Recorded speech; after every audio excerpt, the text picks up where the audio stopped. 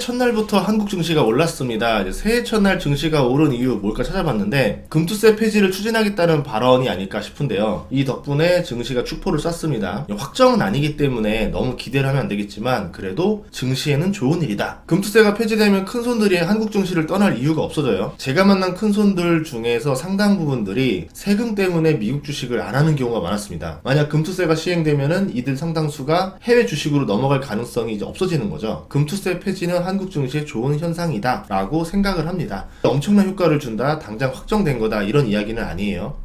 오늘 코스피는 0.55% 올랐는데 코스피 200을 보면은 0.89%가 올랐어요. 대형주가 많이 올랐다는 거죠. 특히 삼성전자가 많이 올랐는데 새해 첫날 삼성전자가 유독 오르는 경우가 많습니다. 새해 다짐이랑 연관이 있는 건지 아니면 기관들이 리밸런싱을 하는 건지 어떤 이유가 큰 건지는 알 수 없겠지만 새해 초반에 삼성전자가 좋았던 기억이 많았어요. 요약을 해보면은 반도체, 플랫폼, 제약이 좋았는데 2017년이 그랬고 2020년이 그랬거든요. 2024년이 되니까 다시 사이클에 맞춰서 움직이는 모습입니다. 코스닥도 보면은 제약이랑 반도체가 좋았어요. 많이 눌렸던 업종들 중에서 이제 튀어오를 만한 업종들을 잘 봐야 됩니다. 몇 년 동안 하락했던 업종 중에서 공매도가 많이 쌓여있는 업종들, 이들이 자신들의 물량을 정리한 뒤에 오르는 경우가 많아요. 그래서 주가가 호재에 비해서 한 박자 늦게 움직이는 경우가 많습니다.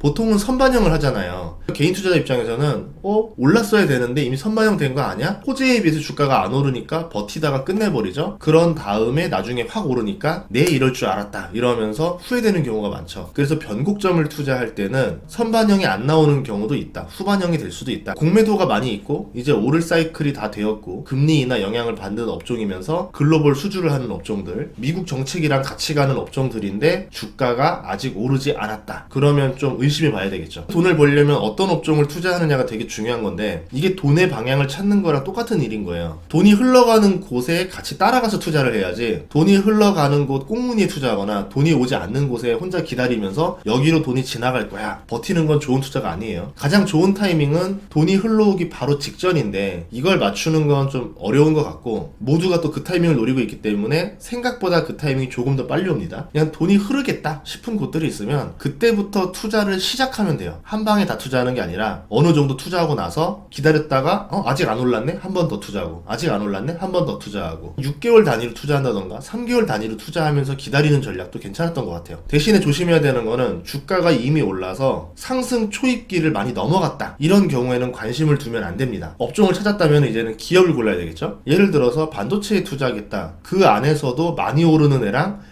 안 오르는 애가 있어요. 작년에 2차전지 많이 올랐는데 2차전지 안에서도 많이 오르는 애가 있고 안 오르는 애가 있었어요. 그러면 어떤 기업을 골라야 되느냐? 턴어라운드 되는 상황에서는 실적이 우상향하지가 않습니다. 그렇기 때문에 과거의 매출 이익 성장률을 가지고 미래를 적용하기가 어려워요. PER도 적용이 안 됩니다. 증권사의 가이던스도 엉망입니다. 증권사도 예측이 안 되는 거예요. 이 범위 안에 들어와줘야 되는데 실적이 어닝 서프라이즈가 나오기도 하고 쇼크도 나고 이러면서 주가 변동성이 상당히 심하거든요. 그러면 우리가 뭘 찾아야 되냐면은 가이던스보다 실제 실적이 더 잘 나올 것 같은 기업에 베팅을 해야 되겠죠. 그런 기업을 찾아내는 게 턴어라운드 투자의 핵심이에요. 근데 이거는 숫자로 하는 게 아니라서 직접 본인이 계산도 해봐야 되겠지만 현장도 봐야 되고 실무도 봐야 되고 감각도 있어야 되고 큰 흐름을 봤을 때 가이던스보다 더 잘 나오겠구나 이런 판단을 하고 투자하는 용기도 필요해요. 굉장히 어려운 작업이에요. 그리고 숫자랑 상관없는 변수도 잘 봐야 됩니다. 보통 사람들이 매출 이익을 중심으로 지표를 보고 투자를 하잖아요. 숫자를 보고 투자를 하는데 숫자로 나타나지 않는 것들이 굉장히 많아요. 업종 내에서 기술력이 뛰어난 기업은요 실적 대비 주가가 더 많이 오릅니다. 이거는 숫자로 설명할 수가 없어요. 이건 경험에 의한 거죠. 모든 게 그렇다는 건 아니고요. 결국 그 업종이 대세 상승주가 되면은 기술력 좋은 기업은 뒤늦게라도 급등하면서 가장 많이 오르는 종목이 되더라. 대표적으로 로봇이라던가 반도체 이런 데서 기술력이 엄청 뛰어난데 실적, 숫자로 보여주는 게 없다 보니까 주가가 안 올랐던 게 있었어요. 근데 얘네도 보니까 최근 들어서 이제 오르기 시작하더라고요. 한 박자 늦게. 계속 이런 일이 벌어질 겁니다. 초반에는 대형주가 많이 오르죠. 근데 후반부에는 중소형주가 많이 오릅니다. 상승 초입기에는 이런 돈의 흐름이 있다라는 거를 알고 투자하는 거랑 모르고 투자하는 게 또 달라져요. 증시에서 제일 좋은 호재 중에 하나는 열받아서 복귀한 CEO거든요. 이거는 숫자로 표현이 안 돼요. 스티브 잡스가 CEO로 복귀한 다음에 애플은 시가총액 1위가 됐죠. 팻 겔싱어가 돌아온 인텔은 주가 하락 사이클을 만났어요. 초반부에는 증시가 다 안 좋았었으니까. 그래서 50달러에서 25달러까지 떨어졌다가 다시 인텔의 저력을 보여주면서 주가가 2배로 올랐습니다. 2023년에 열받아서 돌아온 CEO가 하나 있었는데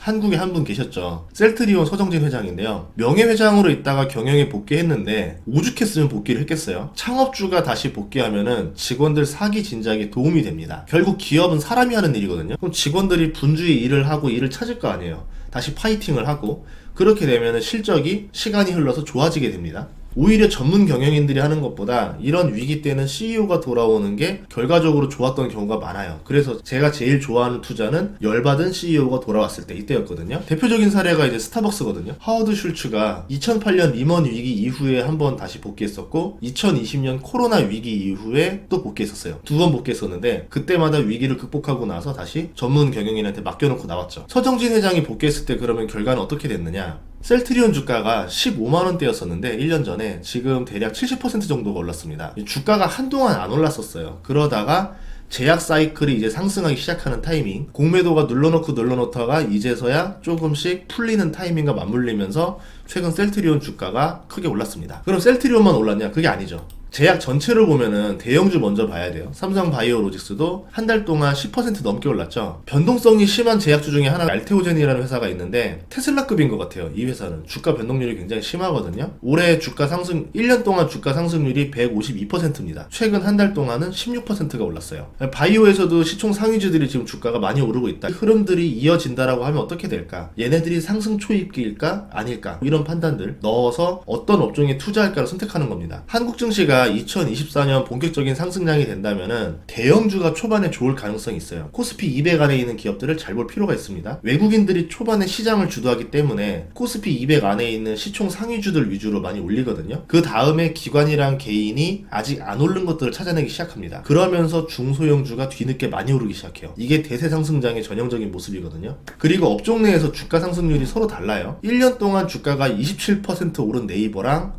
8% 오른 카카오 차이 많이 나죠. 1년 동안 주가가 88% 오른 SK하이닉스랑 43% 오른 삼성전자 차이 많이 나죠. 비슷한 사업군임에도 불구하고 주가 상승률은 서로 다릅니다. 여러 요소들이 있는데 매출 비중이 비슷하다면은 결국 키 맞추기를 할 경우도 많더라. 이거는 업종 내에서 어떤 기업을 투자할까 할 때 제가 고려하는 사항 중에 하나입니다. 그리고 미국의 시장과 한국의 시장이 다르다는 걸 알아야 돼요. 미국 주식하는 사람들이 한국 주식에 대해서 컨셉을 잘못 이해해서 투자하다 실패하는 경우도 많거든요. 한국 투자 많이 하시던 분들이 미국 주식도 투자하다 실수하는 경우가 많이 있는데 미국 증시는 빅테크가 시가총액 상위 비중을 많이 차지하죠. 근데 한국은 빅테크가 그렇지가 않습니다. 있어봤자 네이버, 카카오인데 그렇게 비중이 크지 않아요. 한국은 반도체 비중이 높죠. 그리고 정유, 화학, 철강, 가전, 2차전지, 조선업 이런 데들의 수출 비중이 상당히 높습니다. 이런 산업이 좋아지려면 경기 민감주다 보니까 글로벌 경기가 다 좋아야 돼요. 미국 혼자 좋아서는 한계가 있어요. 중국과 유럽 경제가 좋아지기 시작하면은 이 기업들 주가가 폭발적으로 올라갈 수가 있습니다. 2024년에 글로벌 경제 회복으로 갈 거냐, 미국만 경제 회복으로 갈 거냐에 따라서 한국의 주도주가 바뀔 수가 있다는 얘기예요. 투자할 때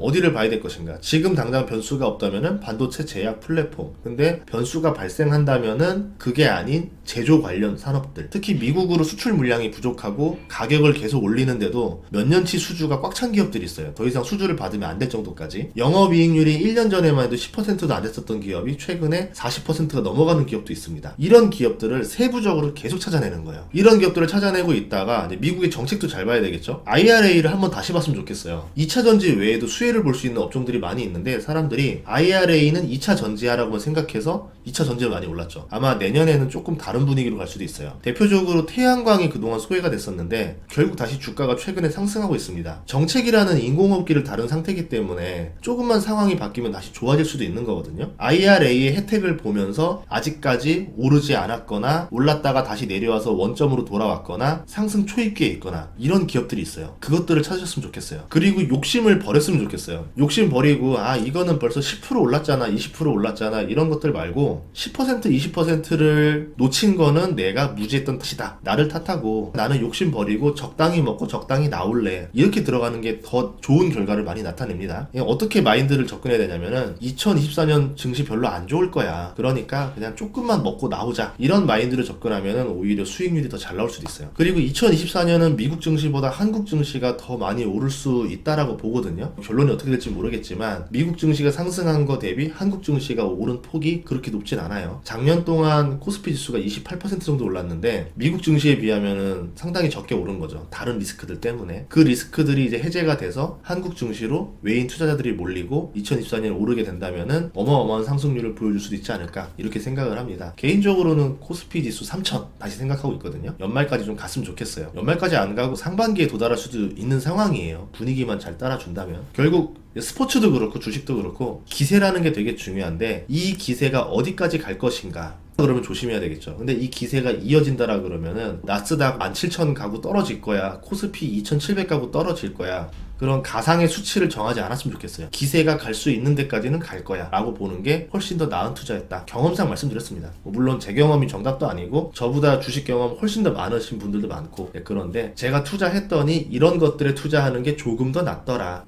주식 투자라는 거를 숫자로도 설명할 수 있고 이론으로도 설명할 수 있고 원리로도 설명할 수 있겠지만 실제로 돈을 벌 때는 감각이라던가 그 돈의 흐름을 캐치한다라던가 이런 것들이 정말 중요했던 것 같은데 그것들을 어떻게 딱 이론적으로 설명할 수가 없어요. 근데 그것들을 설명하고 싶어서 최대한 어떻게 표현할 수 있을까 고민을 많이 하는데 그 표현하는 과정에서 제가 데이터를 이야기하지 않을 수도 있잖아요. 이렇게 볼 수 있겠지만 그냥 하나의 의견으로 기억해 주시면 좋을 것 같습니다. 다음 시간에도 좋은 정보를 찾아뵙겠습니다. 구독과 좋아요, 알림 설정 부탁드릴게요. 고맙습니다.